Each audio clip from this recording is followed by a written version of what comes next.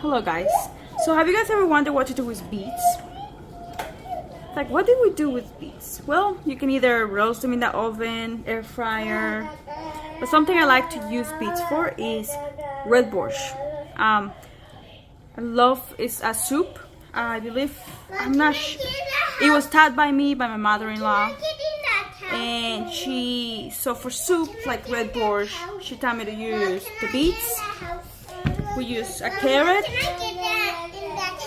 not right now, a carrot,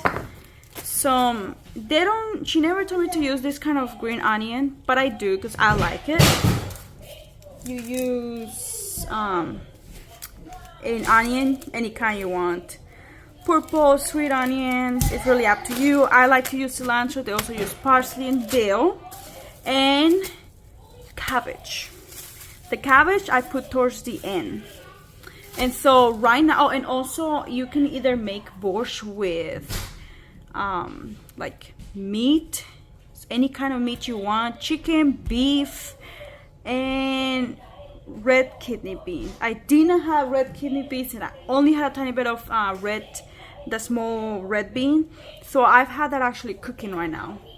Because the bean takes so long, so I've had that cooking with my meat, so my meat is soft because I have 5 girls and they are all younger than 7, so I want them to be able to chew the meat through, so I let it cook for a while so it just gets soft. So for now, what I'm just gonna do is I'm gonna quickly prep the veggies. Like I said earlier, I already have the beef and the beans cooking, and then I'm just gonna take off any of these little parts off of it, and I will be peeling it. And then, like I said, I will be grating some of it with a grater. Honestly, borscht is one of those soups that's really versatile. You can add whatever you want, whatever veggies you really like. I've seen a full veggie borscht, no meat at all, so you can make it vegetarian. I've also seen people make it with pork meat, beef, and honestly, it's really up to you guys. Veggies, you can add also different veggies. I've seen people add red pepper, celery, and tomatoes. I probably will also see if I have tomato, and I will add some tomato to this. So after peeling all the veggies, and I forgot to mention also potatoes. I like to add potatoes to my soup. But after doing all that, we're already gonna go ahead and start grating. I'm gonna go ahead and grate maybe, since my beets are so small, I'm gonna save this much, and then we're gonna cut them French fry style. And then I will grate this. I'm gonna leave this towards the end because I will add this in a little bit, but I don't want to mix it all. And then so I'm gonna add this with the potatoes. But what I'm gonna be cooking in a separate container is like whatever I'm grating and chopping small. So I will show you guys.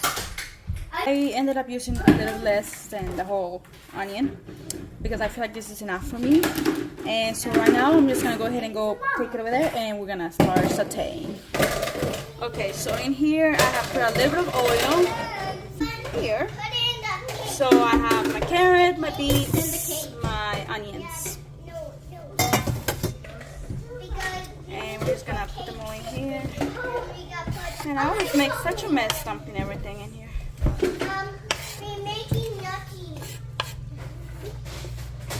So, we're just gonna, like I said, we're gonna saute this, let it cook. And then I'm putting a little bit more oil on it.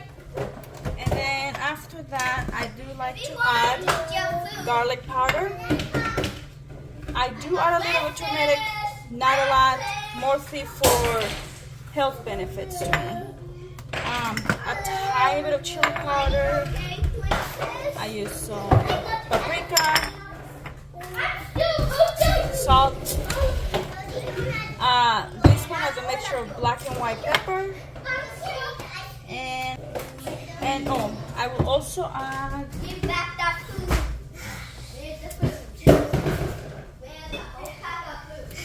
some better than bouillon in there.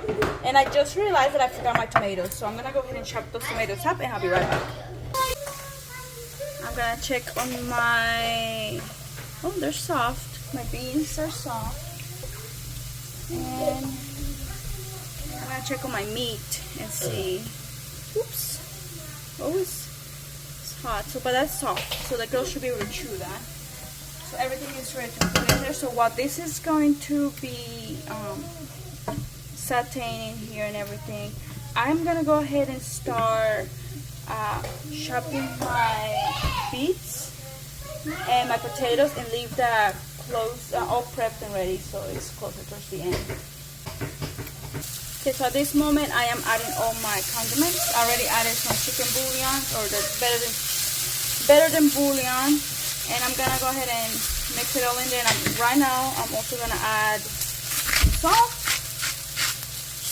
So on the pepper, you know, a lot of this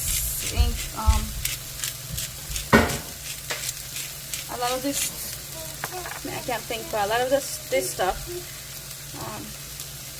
you can add to your liking. You can switch stuff up, taste it. You can always add more in the pot. I do love garlic powder, a little bit of chili powder, not too much because it is sometimes. And then like I said, this I use mostly for health benefits. Maybe that doesn't do much, but you know, I like it. I don't really think it messes a lot with the flavor. You don't really need it. I just add it to it. And then I just mix it all. So, oh, and then I forgot to mention that I also like to add a lemon, one whole lemon in there. So in the soup, not in here, but in the actual soup. I think it enhances the flavor. It gives a bit of like a little bit acidic flavor to it, but it's not overpowering or anything. It tastes really good. So yeah, I'm gonna finish with this, and then we're gonna go ahead and put it in there. Also, at this time you can add your cilantro right now, or you can leave it towards the end, however you like. So now what I'm doing is I'm adding this into my soup, and then we're gonna mix it. And I have already the meat, the beans in there that's been cooking for a while. And so yeah, and then we'll be back. Okay, at this time I'm also adding my, like I said, I kind of cut them, I don't know, French fry style. And then my potato, cut however you want, big, small. You know, usually in soup, if you do it too small, it just kind of melt into the soup. But yeah, I'm gonna go ahead and dump it all in there. And I will go ahead also and add my cilantro in there already.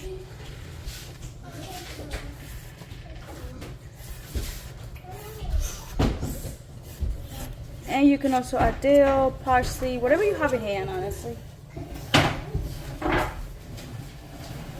And now we just wait till the beets and the potato get soft. And then you can either add cabbage and have it cooked all the way. My husband likes it crunchy, so I usually leave cabbage towards the end. So right now I'm gonna go ahead and add my cabbage into the soup. I already checked the beets and they are soft. The potato is soft as well. So it should just pretty much be, put it in there maybe 5 minutes or less, depending on how crunchy and all you want it.